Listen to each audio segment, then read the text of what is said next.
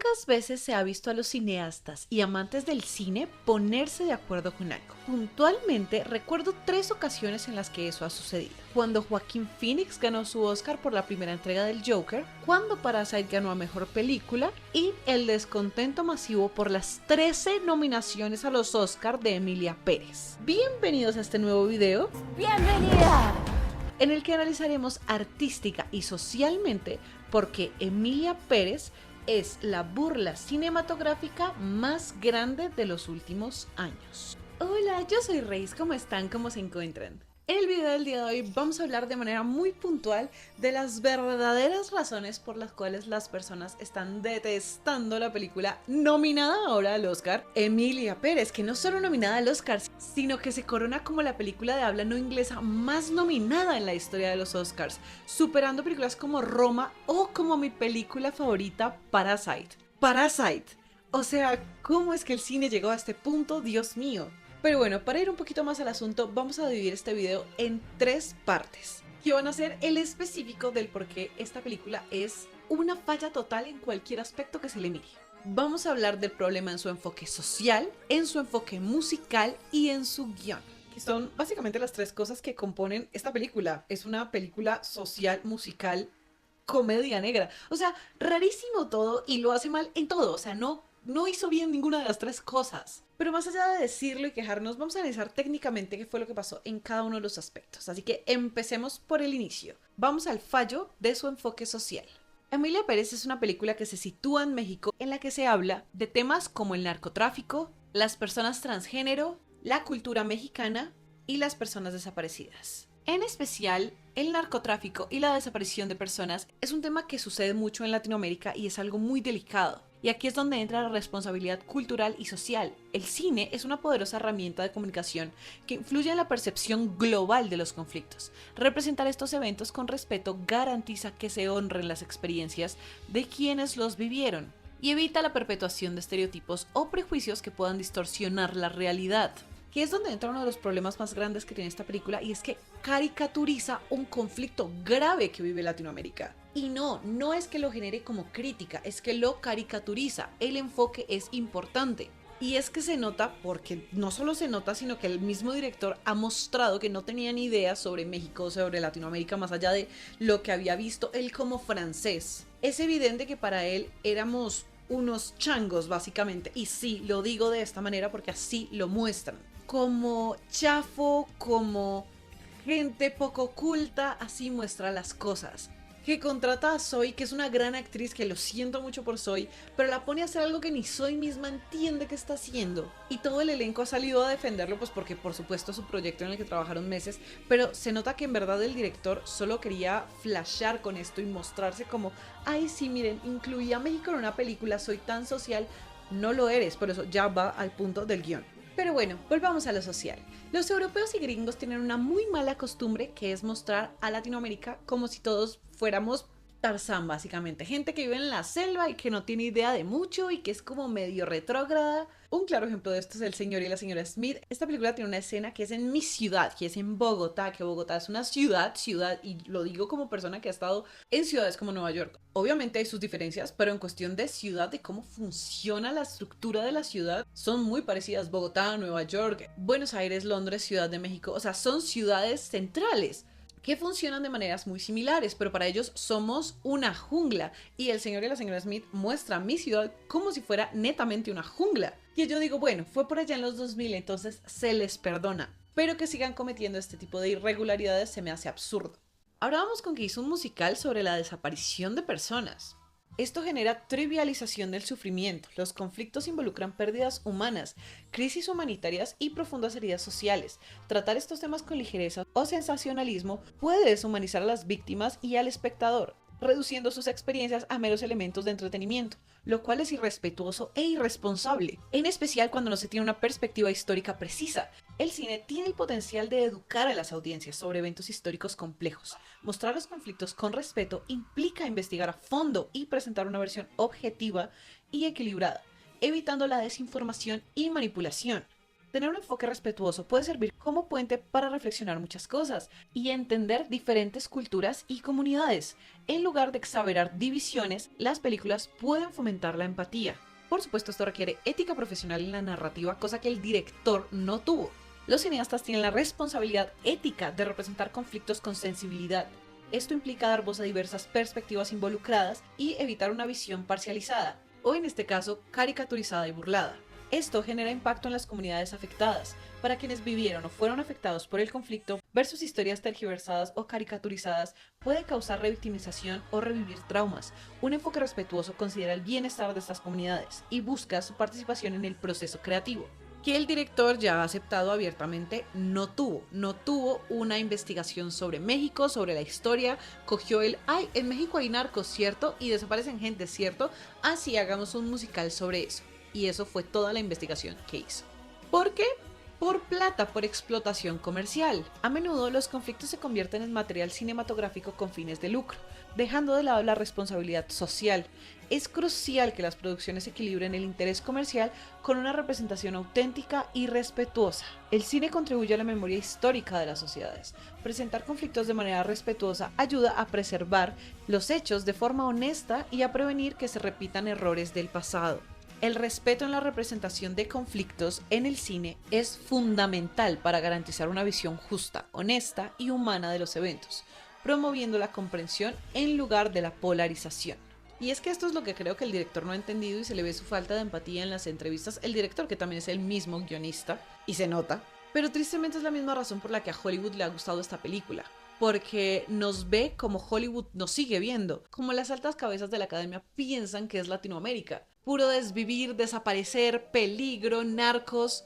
Eso no es Latinoamérica. Eso es una parte de Latinoamérica, pero es como decir que Estados Unidos es solamente tiroteos. Pues estoy segura que no les gustaría que mostráramos lo mismo y que hiciéramos un musical sobre una historia de tiroteo en una escuela de Estados Unidos y cómo se desvivieron a muchos niños y todo mientras cantamos en un idioma mal traducido que no entendemos. Porque es que ahí es donde entra la segunda parte, y es que yo, como persona que estudió cine y teatro musical, esto me la. Un musical que no es musical.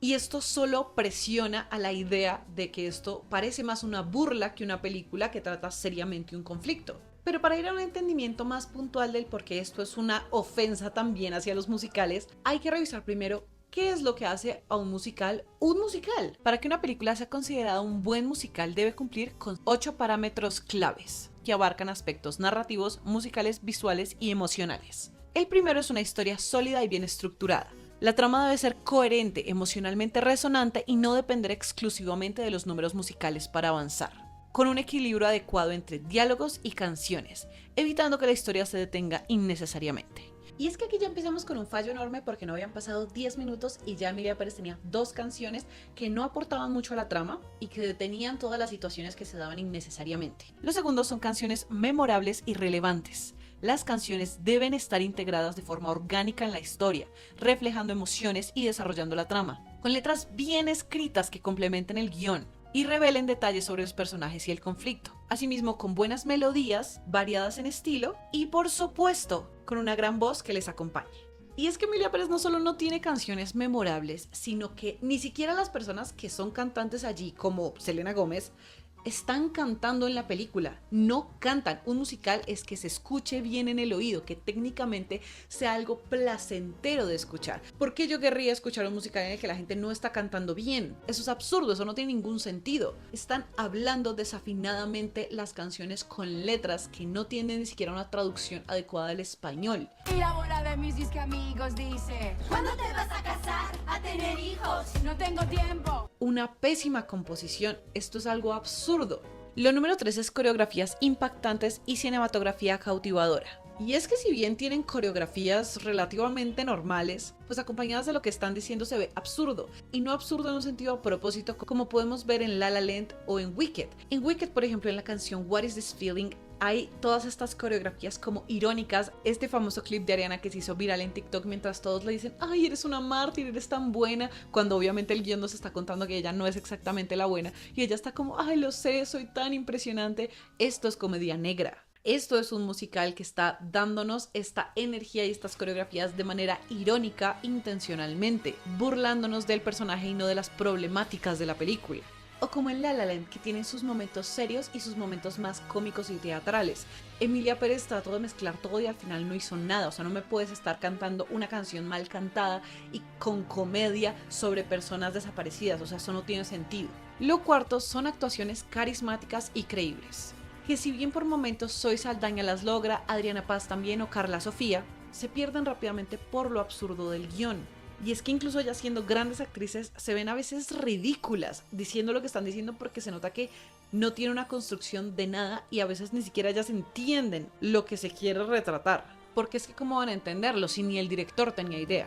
Lo quinto es una variedad de estilos musicales acorde a la historia. Que es que por alguna razón que no entiendo, toda esta película es de alguna manera como rapeada, pero rapeada de una manera gringa extraña. Y aparte la dirección actoral se nota que era terrible, por ejemplo con Selena Gómez, que la gente dice es que la pusieron a hacer de gringa que no sabe hablar español. Ella ya es una gringa que no sabe hablar también español, pudo haber usado su acento normal de español, pero estoy segura que el director le dio estas indicaciones de llevarlo a un delirio rarísimo sin ningún sentido. Y es que Selena de hecho no es una mala actriz, pero aquí se ve terrible lo que hace. ¿Cómo pude vivir con esa cabrona?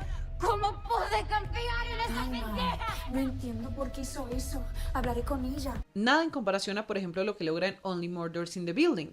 Y es que desaprovecharon completamente una oportunidad de haber utilizado estilos de música mexicanos, latinos, que hubieran creado un musical con este ambiente y hubiera estado muy bien. Por ejemplo, en medio de todo, porque no es tampoco el mejor de los ejemplos, pero lo que logran con Coco o con Encanto en Disney, realmente se nota que hay más investigación de lo que hubo que con Emilia Pérez. Al menos son sonidos que sí son adecuados a las culturas de alguna forma. Acá nada tiene que ver con el estilo musical mexicano, nada. Porque es que de nuevo ni siquiera están cantando, están hablando rapeado, es rarísimo. Los textos, la emoción y autenticidad. Que es que por favor, veamos este clip de Ariana Grande cantando No One More's the Weekend.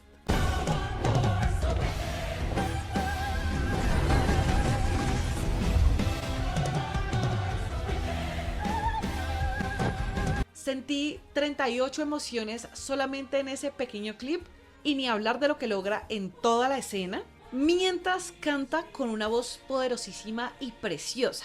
Eso es un musical, en eso se basa un musical, lograr transmitir esa emocionalidad mientras cantas. Lo de Emilia Pérez, ¿qué? Lo séptimo es la innovación y originalidad, y ahí sí es que les tengo que dar el punto, porque nunca había visto algo tan ridículo. Y lo octavo es un ritmo dinámico y eficiente, que por supuesto no tiene. No logran mantener un equilibrio entre lo hablado y lo cantado, no hay una dirección fluida de ello, todo el tiempo se siente forzada una cosa o la otra, todo se siente forzado, no es un drama, no es una comedia, no es un musical y no de una manera interesante como lo son muchas otras películas, no, de la peor manera que se le pueda ver. Y ya arrastrado el por qué a nivel musical esto es un desastre, vamos a lo último que es el guión y la dirección. Un buen guión cinematográfico y dirección se componen de varios elementos fundamentales que trabajan juntos para contar una historia de manera efectiva y visualmente atractiva. Estos elementos son, primero, una estructura narrativa, que usualmente va con un esquema clásico de 3 actos.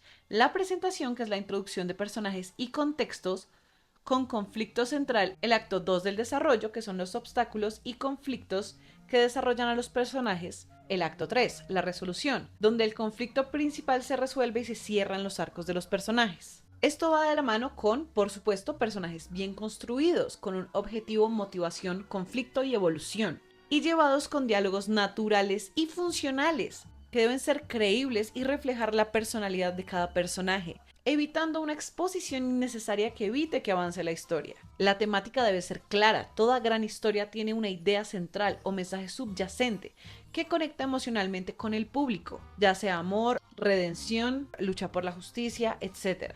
Debe tener un ritmo adecuado, con tensión dramática que se alterne entre momentos de acción y pausas para el público, una gran estética e importantes momentos visuales. Por supuesto, con originalidad y autenticidad y un formato profesional. Debe enganchar al público y tener un final impactante que abarque todo lo que se quería mostrar con la película. Un guión y dirección bien elaborados combina estos elementos de manera armoniosa, logrando historias atractivas, emotivas y visualmente efectivas para la pantalla grande. Y es que acá no sé si tengo que decir más porque yo creo que ya con todo lo que he dicho se sabe que Emilia Pérez no tuvo ninguna de estas cosas, a excepción, como ya dije hace poco, de la originalidad. Vaya que hay que tener una forma de pensar muy particular para crear algo así.